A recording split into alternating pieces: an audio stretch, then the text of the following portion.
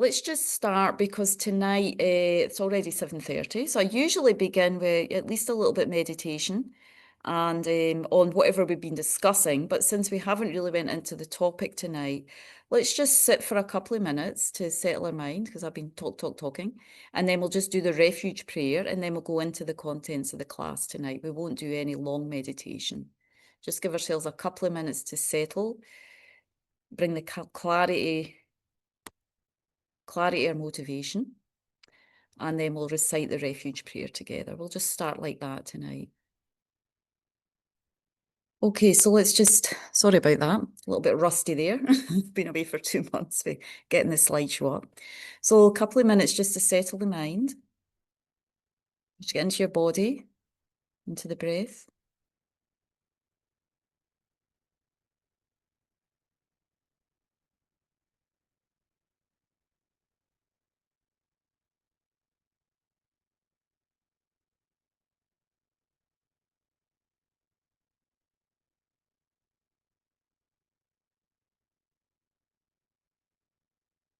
And again, as we just went through with everybody, sharing kind of why they're here, just take a moment to bring really clear to your mind what it is you want to kind of get out of this course, you know, your intention for yourself. What do you need out of this course?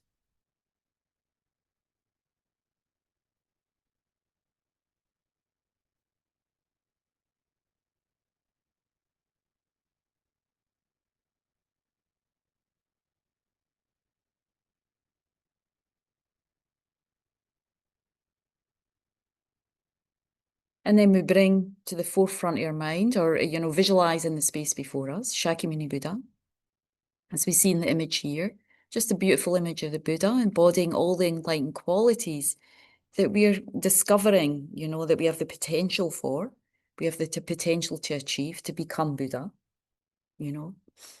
But of course, in this process, we do need spiritual guidance, you know. So right now, the Buddha is our guide. You know, his teachings are our guide. The Sangha community are our guide.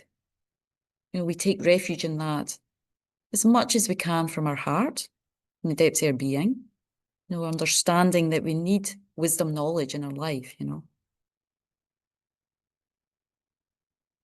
And just clarifying what we need specifically again right now. So when we chant refuge, we can imagine light and nectar, golden light and nectar coming from Buddha, and just blessing us, kind of creating that hook, that vibration with the Buddha to be able to allow us to open, receive, and really get what we need from this class as we chant the refuge prayer together. And not just for ourselves, but so we can be more and more beneficial for other beings, that much more wisdom, knowledge, clarity, compassion we have in our lives, you know, the two main qualities that the Buddha embodies, compassion and wisdom. That much more we have in our life, that much more gradually we can benefit others. And certainly with the support of spiritual teachers, that those two qualities can really open and ripen up within us more and more quickly.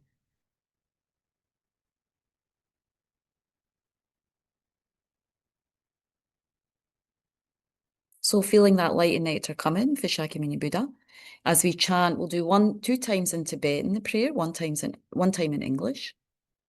Sangye chodan sogi chognama chanchu bardu dagni kyapsu chi dagi chen sogi be sonamge drula penjir sangye drupar sho sangye chodan sogi chognama chanchu bardu dagni kyapsu chi dagi chen sogi be sonamge Drula Penjir Sange Druparsho. I take refuge until I'm enlightened in the Buddha, the Dharma, and the Supreme Assembly. By my merits of generosity and so forth, may I become a Buddha to benefit transmigratory beings.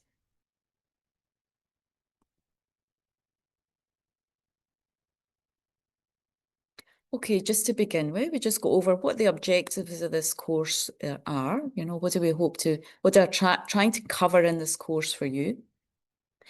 And for you to hopefully go away with more knowledge of, recognizing the value of the spiritual teachers in our life.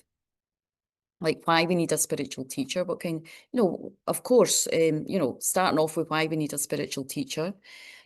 Also looking at the qualities of a person to be a spiritual guide, what qualities should we be looking for in someone, especially if we're going to relate to them on the level of a guru.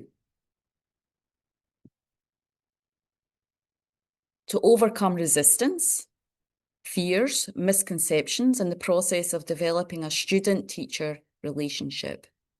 So this part's really important. So hopefully, it'll be good as we go through to ask questions as well, because this part, I think there can be a lot of misconceptions, a lot of fears. It can be quite an unknown. So even a few, you touched on that already. So, how do we sort of work through that when we're looking for or even examining a spiritual teacher? How do we do these things? So also covering that, hopefully. And also learning how to properly relate to our different levels of spiritual teachers, so as to open our hearts and minds in order to receive their guiding influence in our lives. So how to make whatever level of spiritual teacher we have, ideally most meaningful for us, joyful, happy, and the most importantly, most skillful for your spiritual journey, so we don't make mistakes, this is what Lam Zopa Rinpoche would say, knowing, really clearly how to relate to a spiritual teacher. And even when we look at some of the Lamrim prayers, the foundational good qualities, actually starts with, and as we see in the Lamrim, it starts with how to rely on a spiritual teacher. Of course, for the purpose of us Westerners and really studying the Dharma, it's much more beneficial for us to know more about the nature of samsara, the nature of, like, that happiness comes to the mind, and how to start working on our mind to create the causes of happiness, that's a possibility for us.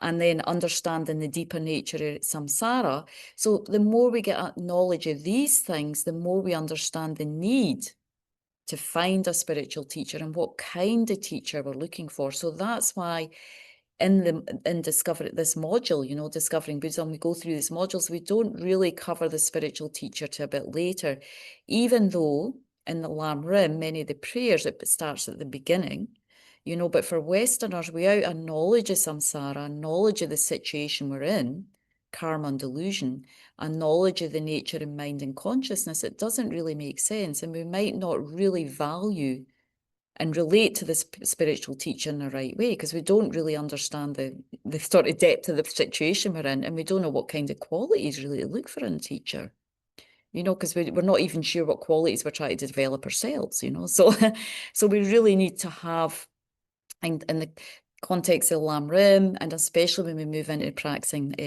Tantra, we need to have an understanding of the path. And then it's like, okay, then we start to look for this kind of more guru type figure, higher level spiritual mentor who has qualities, embodies some of these qualities, and then they become a proper guide for us, a proper teacher. So just hopefully clarifying this a little bit more as we go through the module. So, first of all, why do we need a spiritual teacher? Well, I mean, just going back to basics, from day one, as soon as we come out of the womb, we need help, we need assistance, we need guidance, we need somebody to support us. We're kind of helpless, as a child. So, and again, this is not really about how our mother, our father, our teachers, so much what happened to us this life so much with our relationship with maybe mother, because even from a child, we rely on parents. They teach us many things, how to eat, how to survive, how to take care of ourselves, all the basic fundamentals in life just around the body, and then of course some parents are able to teach us like morality, goodness, patience. If not, we find that from other teachers. But from day one in our lives, we come into this world, we rely on teachers and guides and to help us through these different phases of life. Then we start, we go to university, we go to college, we rely on teachers for knowledge, knowledge about what we want to do with the rest of our lives, our careers. And then throughout our careers, most of us are still in a capacity of learning, from different people. So on some level, we're a constant student in our life. If we really look at it, there's always things we're learning in life, even the small things, So really, It's not about really so much what we've done so far. It's recognizing that we need teachers all the time. We need teachers to guide us through all the different phases of our life. Teachers or guides or mentors, however we want to put it, So, and that's just for the basics of life, never mind the complexities of the mind. So it's really kind of getting that recognition that we've already had to rely on teachers so much in our life, whether it's parents and friends or actual teachers, mentors. We've relied on them a lot, so it doesn't stop once we become an adult. And actually, there's a danger of that, isn't there, when we stop becoming like a student in a way, so as someone, a vessel for learning, So certainly, in the level of the spiritual path, we need, we need to have a teacher, I mean, maybe we can take a moment to recall our experience with a teacher, maybe one that was really important to you in your life, either a teacher, a mentor, maybe it was a parent who really influenced you in your life. You can see that they benefited you in an aspect of your life, that it brought your life in a more positive direction, perhaps. Even if it's the level of a counsellor or psychologist, but when we think about that, there are people in our life who kind of transformed our life in a certain way through their guidance. I think we must all have someone like that in our life, at least one person. So in that way, that's kind of what we're looking for in a spiritual teacher, someone who is going to, transform and shift our inner experience of our life, So the thing is, when it gets a bit tricky as well, when we start to get into the teacher student relationship coming from a Western perspective, because I think, I think I've heard from many people, even in schools these days, the respect for teachers is quite low in many schools, generally in Western education. I could see it degenerating quite a lot even when I was at school, and I think, it's got even worse, in school. So the sort of general respect for teacher figures, parent figures, elders in the West, it's not there as naturally as maybe it's still in the Eastern culture. So that's when we start to come into this relationship with the teacher. For us Westerners, it takes a bit more work, because it's not instinctively there for us. We haven't been really brought up in that environment because culturally we're more removed from that now than we were maybe like 50 to 100 years ago. There was more of a natural respect for elders, teachers, any kind of elder, teacher, parent figure. It was more instilled in us, and it's not so easy to instill that in the youth now. And even as I say, during my generation, most of our generation, it's not there so much, So this can make it a little bit more challenging in terms of developing this kind of respect or devotion for the teacher, and when we find out how to do that, because we don't have it instinctively in our culture. And I would say that for myself as well, it just takes a bit more work.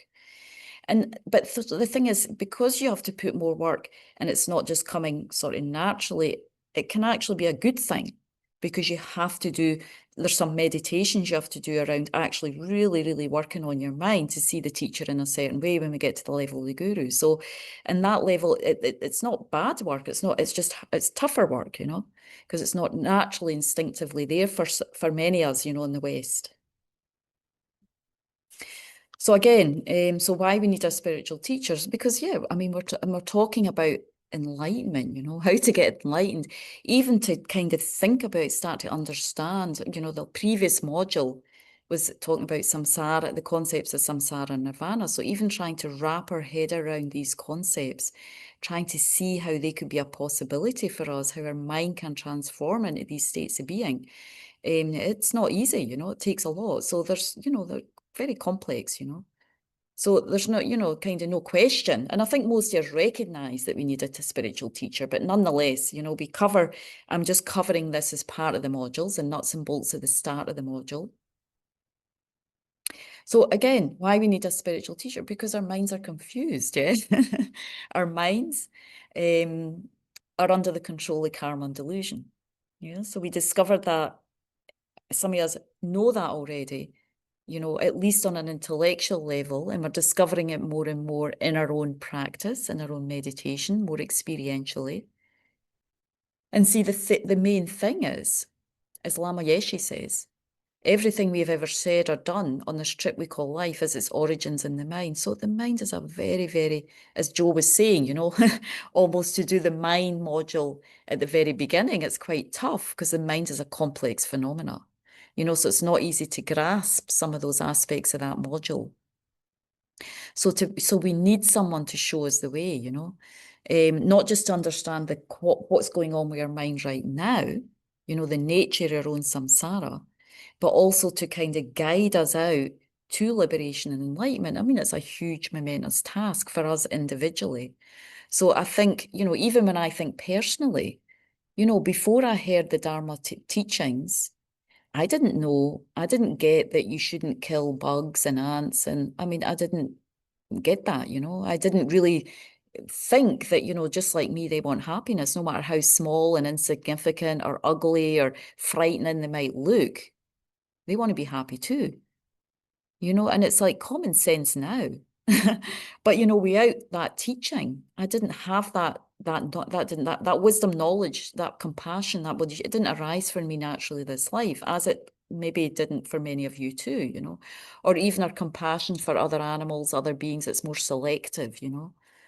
So when we hear the teachings on equanimity, how all beings want happiness, no matter what state of mind they're in, just these basic things I always go back to. It's like, never mind the complex teachings, the basic fundamentals, as Joe was saying, the 10 non-virtues, the 10 virtues, it's so important.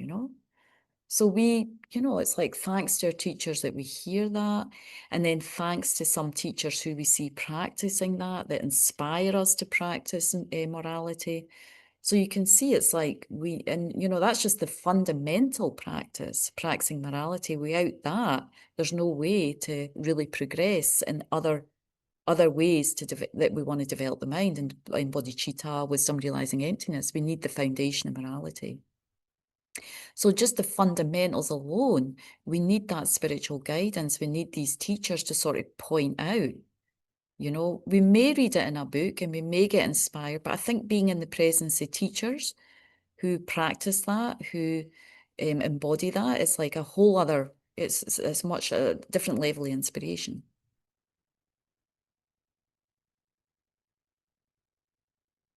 I mean, we might think, some of us, I can sit down and learn about my mind by myself, but I think if we sit down, we can get, without any teachings, we can just spin out, yeah? That tends to happen, even if we're just reading books. But I think without sort of meditation guidance, teaching guidance, I think we just spin out in our own minds, most of the time, because we don't really know what direction to go. We don't really understand like the nature of delusion and how we need to start working on that, that meditation really is an antidote to delusion. The whole teachings are an antidote to delusion. But unless we understand delusion and how it's functioning and operating, and the teachings point out to us, the teacher points out to us, then it's very difficult. There might be some rare people who can do, but I think most of us would be honest to say that we need that instruction. I mean, I remember myself in the very beginning, even after it was like a few years I had been a nun. And I found myself at Rinpoche's house in Aptos, living in Rinpoche's house. As Urs said, I was very fortunate to have time around Rinpoche, quite a lot of time. And, quite early on, Rinpoche said to me, which I was surprised, he said, well, the main thing you have to, I mean, in a very sweet way, but direct, the main thing for you have to work on is anger. And, I thought my main problem was attachment. So I was quite surprised, I'm like, okay then. I mean, of course, we all have all these delusions, but some are stronger than others, yeah? So, and then, I had to sit and think about it, to meditate, and then it became clear to me over some time that, yeah, Rinpoche was right, Actually, what was disturbing my mind more, what was more urgent for me to work on and really pay attention to and slowly subdue, take care of, was my issue with anger. It wasn't like I got violently angry with people, but there was an ongoing level of agitation, in the mind, for small things, bigger things. And so that was the main thing that Rimshi pointed out to me. So I wouldn't have been able, even though I'd been meditating for some time, it wasn't something I was able to see myself, that was my main delusion, until Rimshi pointed that out. So as I say, Rimshi was like my antidote of the mind for the confused mind, just pointing that out. He's incredible, very kind, So again, a teacher is important. Without a teacher, it's like climbing a mountain without a guide, especially going somewhere you've never been before. We've never been, I mean, if we were enlightened, we wouldn't have, if we'd been enlightened before, if we'd been liberated before, we wouldn't be in this class for sure. I wouldn't have anything to talk to you about, it wouldn't, nothing that would pertain to you that you'd need, But, we haven't climbed the mountain of enlightenment before. We haven't climbed all the, we haven't really looked into some of the crevices of our mind, and some of the delusions that kind of sneak are hidden in there, So we might get there, but it's going to be a lot. So we might get there without a guide, a place we've never been. We can use guidebooks and, maybe talk to a few other people. But I think generally speaking, there's a chance that we're not going to progress very far, So a teacher can show you the path clearly and help you avoid mistakes. Because there's many things that we can do with our mind that might feel like a mini enlightenment. I feel like a mini bliss out, and another, we can go into another realm of consciousness, so to speak, And actually, when you study some of the teachings even more, maybe it'll come up more in the Exploring Buddhism modules, with Geshe Legsog. But there's all these levels of samsaric existence we can go up to into the peak of samsara, these different levels of meditative concentration where you can get really blissed out and you don't need to eat, you're in a place of bliss, but that still doesn't get you liberation, So there's mistakes that you can make even in developing levels of concentration, we're moving into very subtle levels of consciousness. And so as His Holiness said, there's these subtle, it's subtle and there's a lot of pitfalls, and areas we can go into and make mistakes, and we can go off in that direction for a long time under the impression that maybe we have a liberation, maybe we have some realization. So a teacher really provides guidance, corrects misunderstandings, and it also helps, a really skilled teacher can tailor the teachings to our needs. We'd always say, well, Lama Zopa Rinpoche, those of you attended teachings of Rimshi would, there'd be a topic, so if you invited Rimshi to a centre to teach, we could, it's almost like, it doesn't really matter what the topic is, as a centre hosting Rimshi, of course, we come up with some topic, but, somebody like an enlightened being, when they're teaching you, they see the needs, they can see the minds of all the beings present in the room. So Rimshi would arrive in the room, and I mean, I don't know, I couldn't see Rimshi's mind, but we know, that according to your karma, your openness, Rimshi would often speak directly to what you needed right now, not necessarily on topic, but directly to what, in general, the students needed in that moment, So that's, how enlightened beings teach, they just teach to who's in front of them, not like a scheduled topic, so to speak, So sometimes people would get a little bit upset with Rimshi because they were expecting to come for something on bodhicitta, and then Rimshi would spend the whole night talking on precious human rebirth or bodhicitta, or so. But then after time, you start to realize, wow, but this is a master, who's teaching what I really need right now. Not what I think I want to hear, what I think I need, but what I really need right now, So as soon as you open to that, it's like you get a transmission, very powerful transmission into your mind of that topic. So at a teaching, one time I was at a teaching with His Holiness in Los Angeles, and one participant asked, can we get enlightened without a teacher? And I'm sure that was asked many times by His Holiness, but I remember, and His Holiness said that he emphasized, while a teacher is extremely helpful and often necessary, it's not absolutely impossible to make it progress, even to attain enlightenment without one. We're not saying it's an impossibility, but it's much more difficult, and it'll take much longer. Just relying on books, maybe on other beings, other teachers, but not one who has kind of all the qualities and realizations that can guide you to enlightenment. So that was His Holiness's response. And again, if we look really honestly, whatever we want to learn in life, if we want to become a master in that, it's best to rely on a master who's mastered that himself, who's become excelled in that topic, in that, whether it's a musician or it's a topic we want to learn, whether it's yoga or sport. If we have really good instructors, really good masters, then, and ourselves being a very good student, those two come together, then, they always say enlightenment comes very easily, when you have the perfect student, the perfect teacher. And I remember one time, it's not to be judgmental, but there was a group when I lived here at Vajrapani 20 years ago. There was one group that we rent out the facilities here. So other groups from other spiritual traditions come and we rent out the facilities and to different groups. It helps to raise money for the place as well. And also they benefit. I think a lot of the groups really enjoy to come here. And I remember we had something one day in the kitchen, because everyone does, karma yoga. For those of you who have been here, when you're in retreat, you have to help with a job, karma yoga. And one day we had like this influx of ants in the kitchen.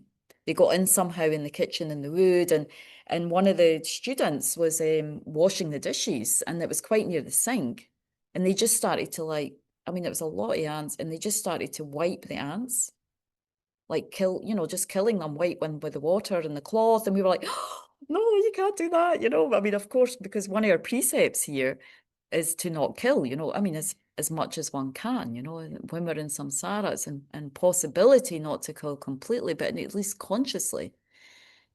So anyway, one of our staff came and we tried our best, to kind of get the ants out, and it took some time, it's a lot easier just to wash them away and with water, but obviously we don't do that, so I felt, I guess some judgment came up. We get judgmental, don't we? Spiritual practitioners, we judge others who are not doing what we are doing.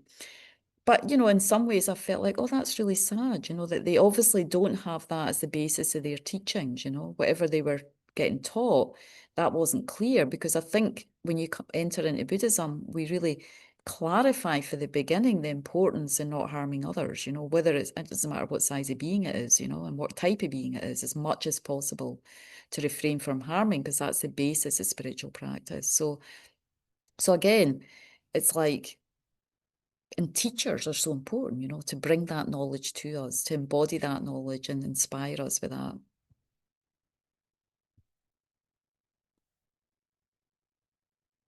And Lama Zopa, as Lama Zopa Rinpoche, another example, we need a teacher to show us what the methods are and how to put them into practice. So again, that's an example there of the ants, one of the main methods of practice. And we're not talking about sitting for hours in meditation. Is the beginning of spiritual practice is not harming others as much as possible. Just like me, it's fundamental, all beings want happiness, So certainly in the Buddhist tradition, that's fundamental, not harming others. So we need a teacher, someone who embodies these methods, who practices that, embodies that type of practice, and also how to put them into practice. So again, we talk about purification practice in this tradition.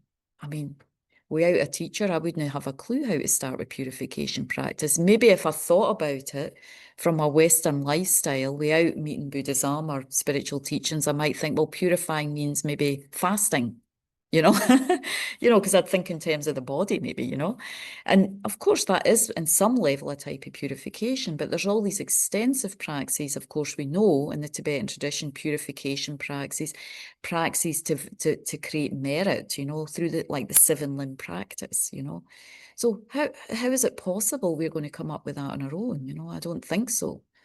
And then even what practices to do, because there's so many. So here I'm mentioning Lama Zopa Rinpoche,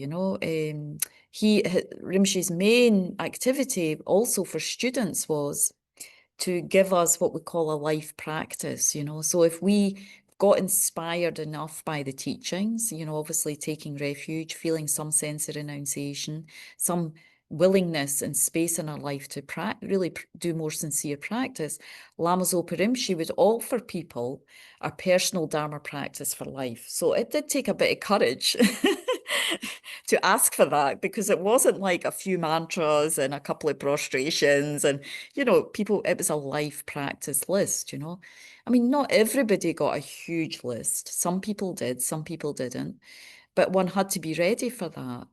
But the thing is, nonetheless, that's what Rinpoche, these lamas can see. And Rinpoche was very, very unique in that he gave everybody individual, it's like individual medicine for their mind, what Lam Rim, because there's a few different Lam Rim texts, what one to practice, which purification practices to do, whether it's maybe Vajrasattva or prostrations or water bowls. So my my life practice has been water bowls, actually.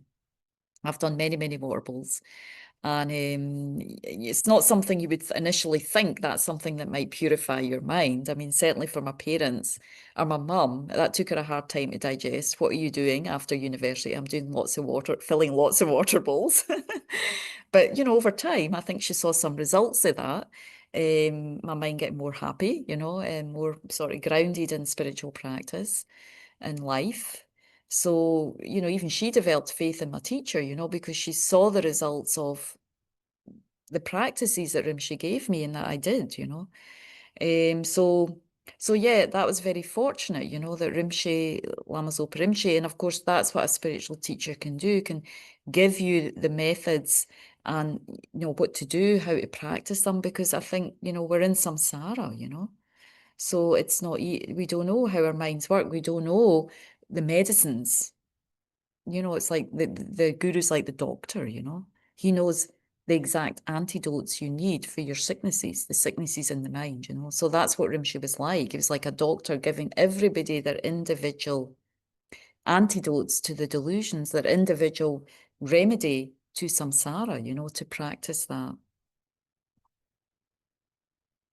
And we know, just to develop a little bit less anger, a little bit more patience, a little bit more kindness, a bit more compassion. It's not easy, So we do need methods, quite strong methods, to kind of shift the mind, We need methods that have been tried and tested by masters and who also understand the methods deeply and see the level of the students' minds so that they can offer these practices to them, to give you the medicine, just like a qualified doctor.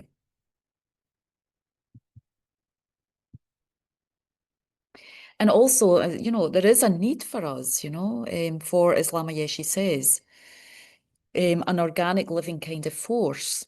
It's like the blessings of the spiritual teacher to come in and touch our heart. We do need that. And that's a very essential part of doing when we do these practices, like the Shakyamuni Buddha practice. There's an element in there where we're requesting the blessings. So we need it, yes, from when we sit down and do the practice in terms of the deity, the Shakyamuni Buddha, but we need to, we do teachers, of course, they really inspire us, We need that inspiration because samsara's it's a big task, It's a huge mountain to climb. It's not an easy one to climb, the delusions, because we're still here, yeah? If we've been here since beginningless lives, for at least many lifetimes, then we're still here because we still have the presence of delusions, and it's many say it's a tough task, But the beauty of this tradition is that we have, we still have these living masters, who, we had. I was very fortunate to have Lama Zopa Rinpoche for a long, long time, and some of us here met Rinpoche. And, many of us feel like Rinpoche's still very present with us here at the centres, through the different teachers.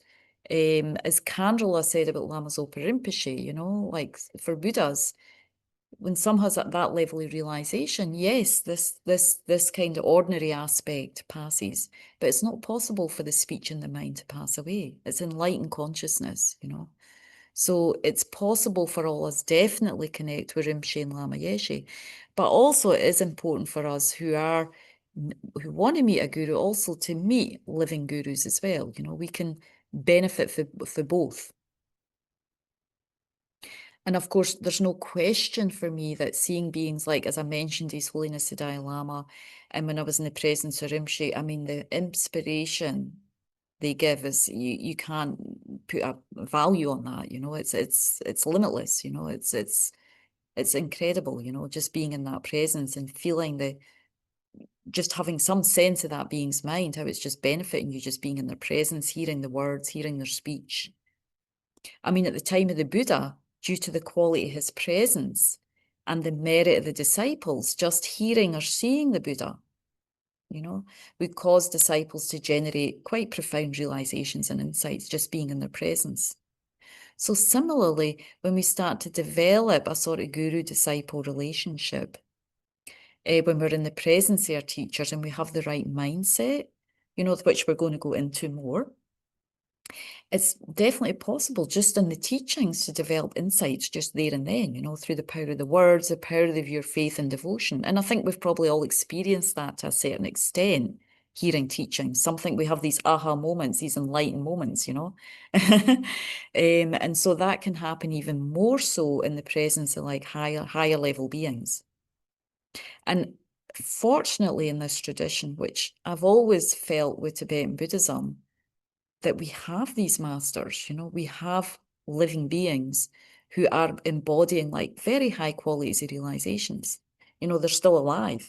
There's many spiritual traditions, I think, who don't have that quality teacher. I mean, the teachings are still alive, you know, but whether they have masters who actually embody the higher level and attainments of the teachings, I'm not sure, you know. But right now, even myself, I have a friend who's a Sufi practitioner, and she's also, you know, got a strong connection with Tara and some of the Buddhist teachings. She met Lama Zopa Rinpoche. She met some of my Lama Geshe Lama Lundrup, who was the abbot of Kopan, and so she met 2 or 3 of my teachers, but especially Lama Zopa Rinpoche, and she even acknowledges that.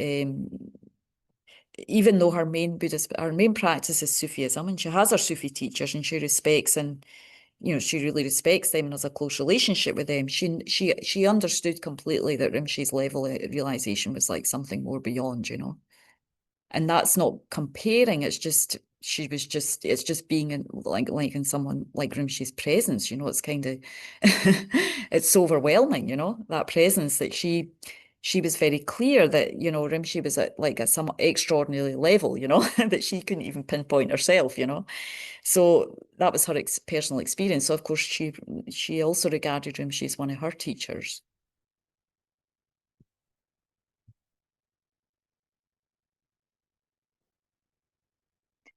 So as I'm saying, that is one of the biggest roles, is the inspiration that the teacher gives, just being in the presence, hearing the words, being in that level in mind where you're receiving some kind of transmission for that being, in the presence of, whether it's an initiation, whether it's just teachings, it's like there's nothing really compares to the power of that experience. So when you meet the teacher, it's like a rocket. It's almost like it's now a rocket ship that's taking you to enlightenment, It's like the rocket is the method or the teachings that you receive from that teacher, the vehicle that you travel in, so to speak, because like rockets go into space, So and we're going into this like realm of consciousness that we've never really been before, We have to deep dive into there and we don't know where we're going. So we have to rely on a very reliable rocket. So that's relying on almost like the rocket itself is like the power of the vessel of the teachings and the instruction that you receive from the teacher. And then also the relationship in terms of the inspiration you get and the relationship with your teacher, how you cultivate that is almost like the fuel. So the presence of the teacher, the inspiration, the power of the teacher, that's really that fuels your process along the journey to enlightenment. And I mean, literally, personally being around beings like His Holiness, Lama Zopa Rinpoche, and I'm sure some of you know that already, who've been around them, you literally have more energy when you're around these teachers. I mean, their energy fills up the whole space, fills up the whole land, wherever you are, you know. I mean, I remember being at so I lived in Lama Zopa Rinpoche's house for some years in Aptos. And I would remember before Rinpoche, we knew that Rinpoche was coming, so we were busy getting ready, preparing the house, lots of cleaning. You know, you would be exhausted by the time Rinpoche arrives because there was so much cleaning and preparation to do. And but you would actually feel Rinpoche's presence a few days. I mean, of course, you always felt the presence of Rinpoche in the house. The house was very blessed, you know. But when Rinpoche was coming, it was like you felt Rinpoche coming a few days before. The energy in the house would just go multiply like 100-fold, you know. It was absolutely buzzing, you know. And then when Rinpoche came, I mean, we were able to, you know, what you could do around these teachers, you can kind of, you know, I mean, Rinpoche himself never very rarely slept, yeah. So I was able to stay up longer, stay up later. We had more energy.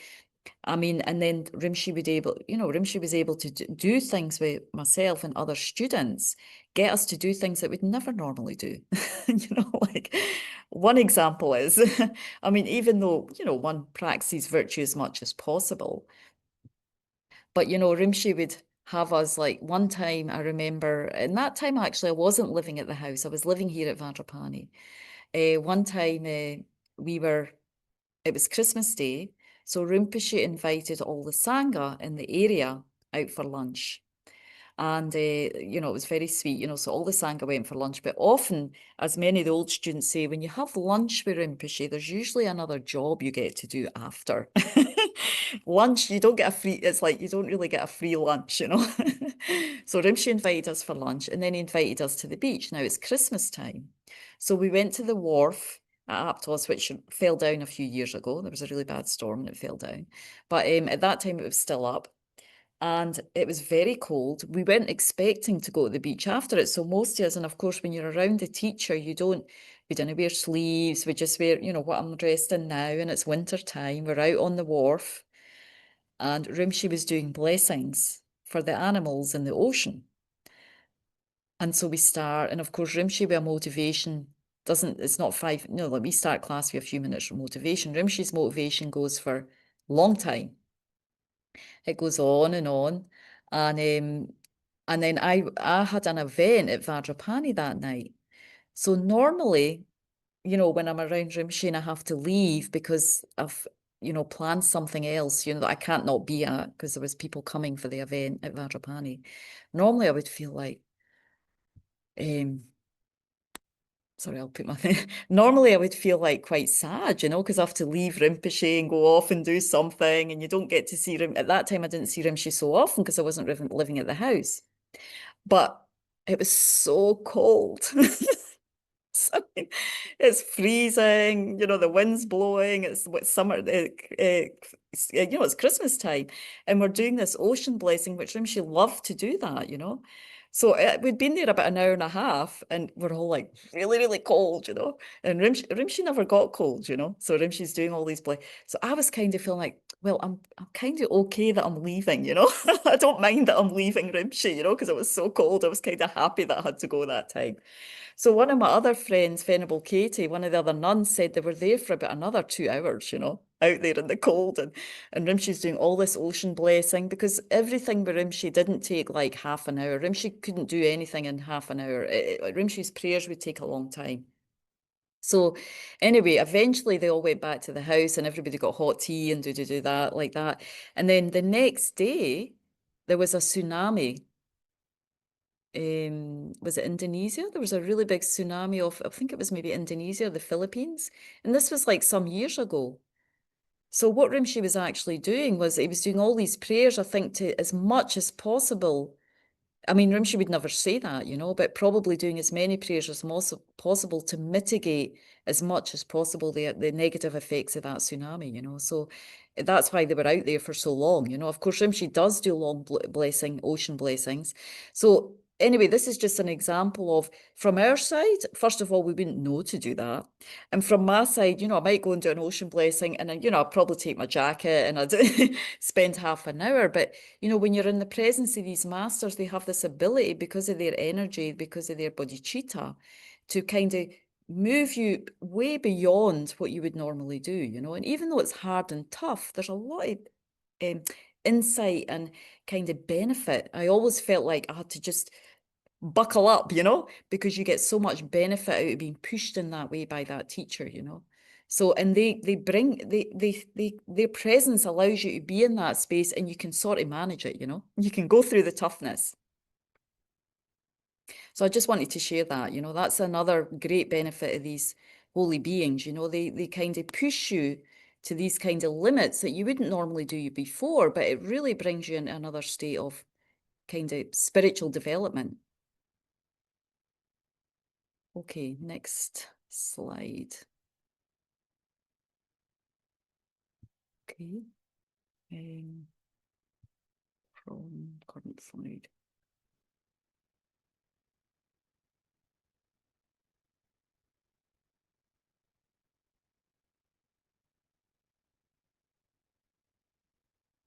Okay, so just covering a little bit there of why we need a spiritual teacher, because we know spiritual development's tough, so we do need this really, really, this very, very inspirational figure, to move us through the path, to get us to kind of move on a little bit beyond who we are, go beyond ourselves, even step by step a little bit more, because that's what we're trying to do in the path, go beyond our ordinary view of self, our ordinary concept, our ordinary ego. And that's a big work. So we need the inspiration of someone who embodies that, who's done that, who's traversed that path. So now, we might be, I just wanted to mention as well, so now the fact that we are making a connection with somebody as the Dharma in this life, it's very possible that we've met already teachers in past life. It's very possible we have the imprints, we have the karma of connecting and maybe devoting ourselves to teachers in past lives. It's highly possible. And it might just be a matter of finding that the same person again, or reconnecting with another teacher who's going to benefit us according to the level that we're at. I mean, that's a nice thought, that maybe we're going to meet that same being again, But either way, we can think maybe we're not really starting from scratch. It's very possible. For sure, we've had spiritual teachers in the path. And I think that's why we're here now in this precious human life, this appearance in meeting the Dharma, connecting with the Dharma. It's resonating with us, Some of us have taken refuge already. Some of us are thinking about taking refuge. Some of us are getting more and more committed. Some of us are doing purification practices. Some of us have been listening to Dharma for a while. So I think we've already had, probably great spiritual teachers in our past life. I mean, it's kind of also nice to know that there's somebody out there this life. Of course, that's what we're kind of hoping. I think that there's someone else out there this life, a guru like that with that kind of capacity that knows us, all our faults and our difficulties, and can guide us carefully on our spiritual path. But partly it depends on prayers that we made in our past life. Did we make prayers in our past life to continually meet a spiritual mentor? That's important. And that's actually some of the dedications we make and some of the dedication prayers, that we do on a regular basis as practitioners to recognize the need of a spiritual teacher and always meet one. It also depends on, did we follow them well in the past life or did we make some mistakes? That can make it more difficult to meet a spiritual teacher. But again, purification can be done for that. So basically, it might be not that we're starting from afresh, but we just need to reinvigorate with some practice and some teachings and get to a level where we're ready to meet a spiritual teacher again, and how we meet the teacher can be different for everyone. I have one friend as well, in my early days of me just meeting the Dharma and having kind of not really recognised Rinpoche as my spiritual guru as such. I had one friend who when he saw a picture of, he was quite new to Buddhism. He'd had some teachings, but when they saw a picture of his guru, who was Dilgo Khyentse Rinpoche, this was in the 80s, 90s, that teacher passed away now. He knew that was his teacher just by seeing the picture. So that's a dream scenario, yeah? And we would all love to have like, oh, I see the image and I just know that's my guru. It's like something deep in the heart goes there, you know? Something deep and sincere, you know? I have to say personally, just to share as well, and I hope I'm not talking too much about myself, but I hope it's helpful. My own story was that actually I met Rinpoche, but I didn't initially think, oh, that's my guru. You know, I had actually met Rinpoche and I was actually thinking, you know, I wanted to meet a teacher, I wanted to meet a guru because I had these other friends who had their gurus and I was doing, you know, quite a lot of purification practices. But I didn't immediately see Rinpoche as the guru at the time. I actually had to complete quite a bit of purification before it became clear to me. And I had some sort of heart experience of Rinpoche being my teacher and making some prayers, and the karma had to ripen. I had to make it ripen, you know. So it took some effort on my side for that to happen. I didn't just have the sort of fantasy of, you know, I see a picture or I just see the teacher and it's like boom, boom, and all these sparks and flies go. It didn't happen like that, you know. I did have to actually put some work in. So whether it's the case or not, whatever we do, I mean, I think for all of us, it's we can meet spiritual teachers and gurus. A lot of it really depends on, there are lots of holy beings in this lineage, you know, in Tibetan Buddhism, lots of qualified masters.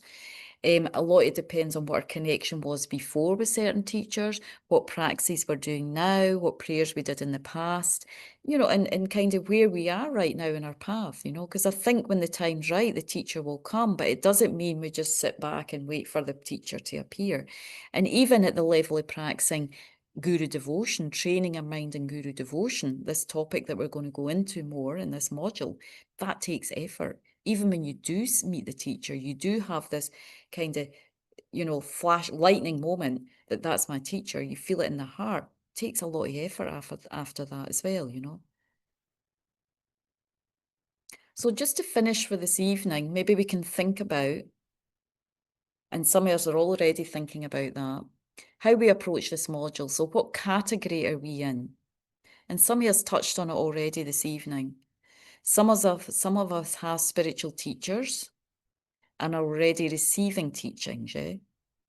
So some of us might recognize some teachers as our spiritual teacher, maybe as our guru, you know.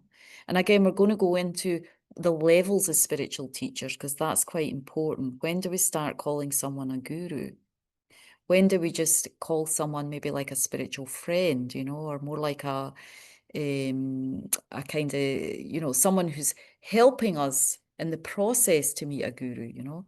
So there's different levels as teachers that we come across on our path, and how do we relate to them?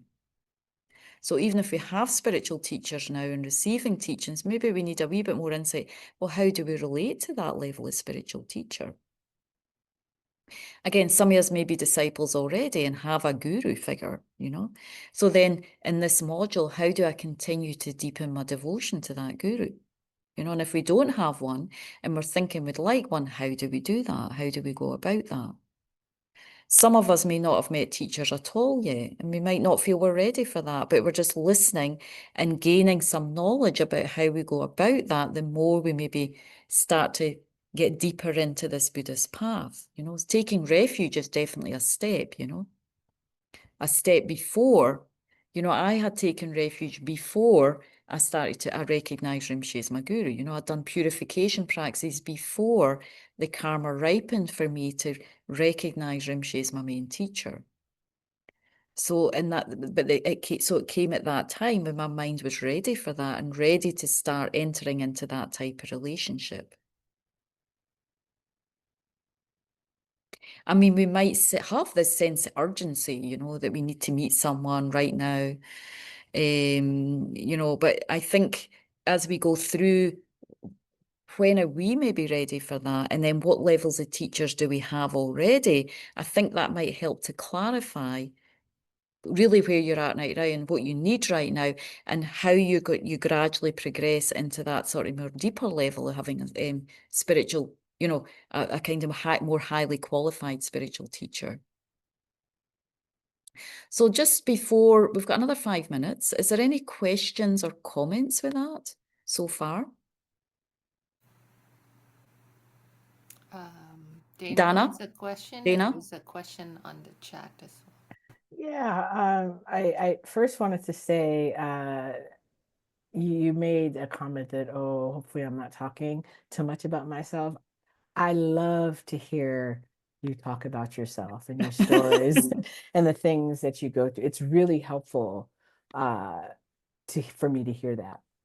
I'm trying to understand the difference between a teacher, a spiritual teacher, and a guru. Are these all the same people? I think of you, I feel like you're our spiritual teacher. I mean, we're sitting here learning. Yeah. And I mean, am I confused? Is this all the same No, thing? it's a great question, Dana, because actually that's what we're going to cover next week. Yeah. Oh, okay. So I'm going to Okay. go into a wee bit more detail next week about the different levels of spiritual teacher, because I think that's where so we get a sort of more healthy view of what's going on, because, it's different, of course, if you study yoga, music or whatever, there's maybe you just have the same teacher all the time, but we're talking about enlightenment. This is a big project. Not that studying music isn't, and even when you study music, I mean, correct me if I'm wrong. We have a musician here, Stan, you'll have maybe different levels of spiritual teacher as you develop, So similarly on this path, you have to refine your kind of spiritual qualities, So we need different levels of spiritual teacher at different times. So when we're talking about me as a level of maybe spiritual teacher and Rinpoche as a level of spiritual teacher, there's big differences, so in terms of the qualities from my side, so I think it's good to, that's what I want to really start with next week, is like just getting clear on the different levels of spiritual teachers you can have in this tradition and how you relate to them, And then what do we mean really by talking about guru devotion and how you relate there? And even how you relate to one spiritual teacher, it might change over the years as well, but how you relate to them in a healthy way right now, based on where you're at and your own understanding and ability and capability as a disciple, and where and the level of the teacher, so making that healthy on both sides, because it is not easy to figure these aspects out, especially in this topic. So hopefully I'll be able to clarify a lot of that that's what we're going to go into next week. Stan? Yeah, I just wanted to respond a little bit to your Yeah. somewhat question. Uh, in my teaching to lesser students, lesser musicians than myself, that I can teach them, one thing that has always come up over the years is they present with some idea they want to study. They want to be a bass player. They want to study music and play jazz or classical music or whatever. They have an idea of what they want. And then we start with the basics and lay out technique and concepts of playing and theory and different things. But it's like, I always give the analogy that it's like climbing a mountain, that you have an idea that you want to get to the peak of the mountain.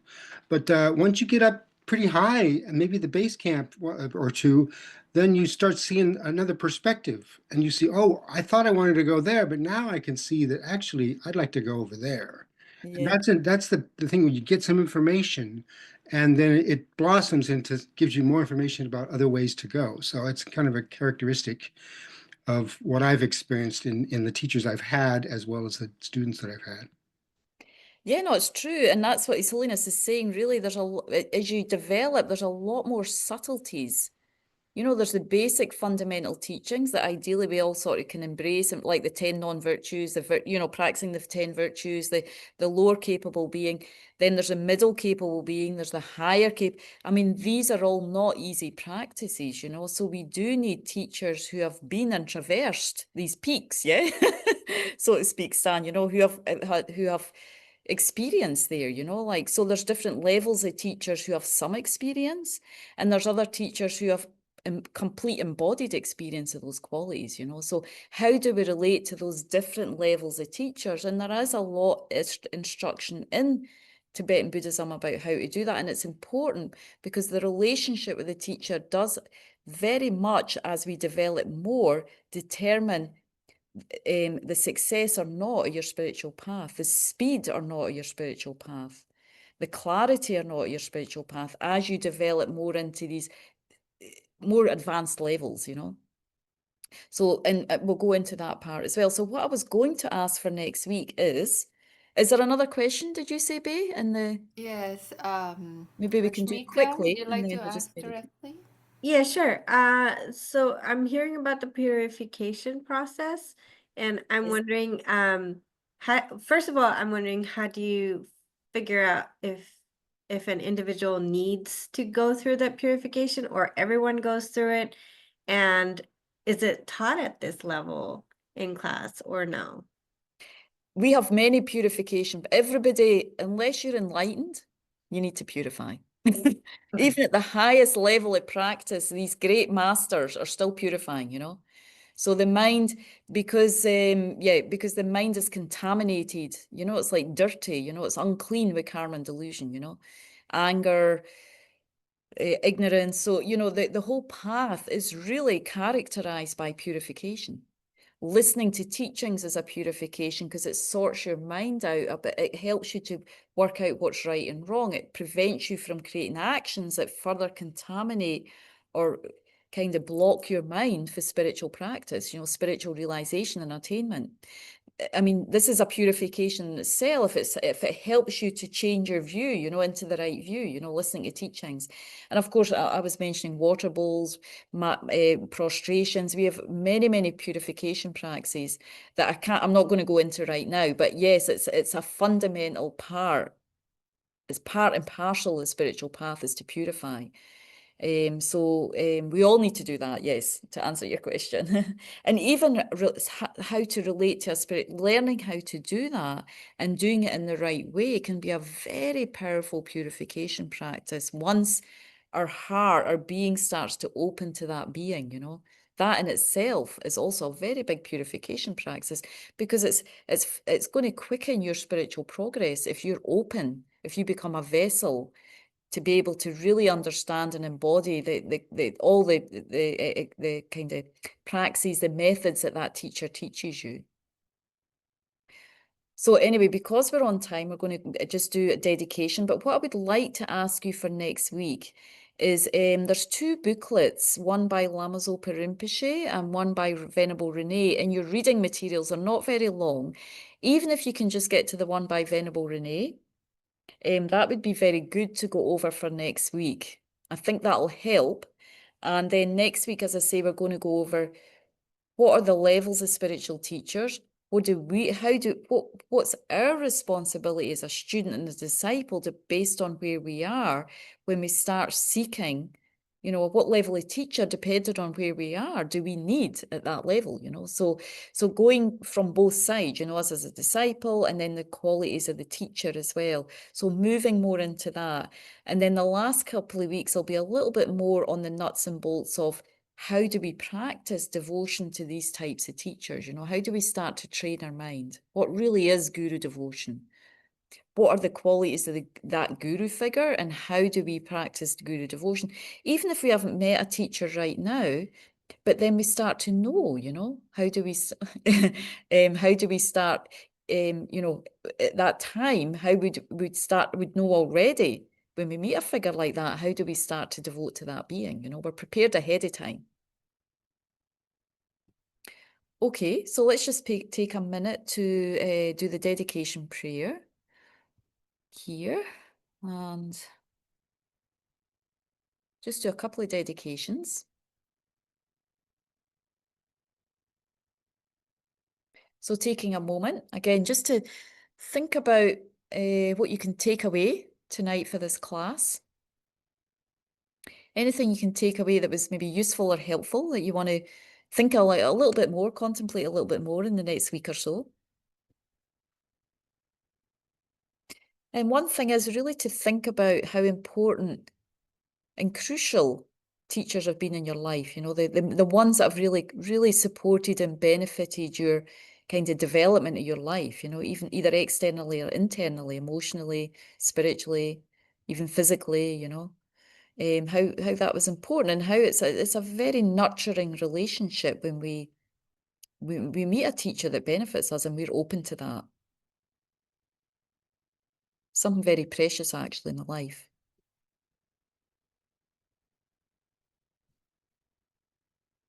Janju Senjo Rinpoche, Mage Panam Gegurshik, Geba Nyamba Meba Yi, Gonne Gondu Pelwar Sho.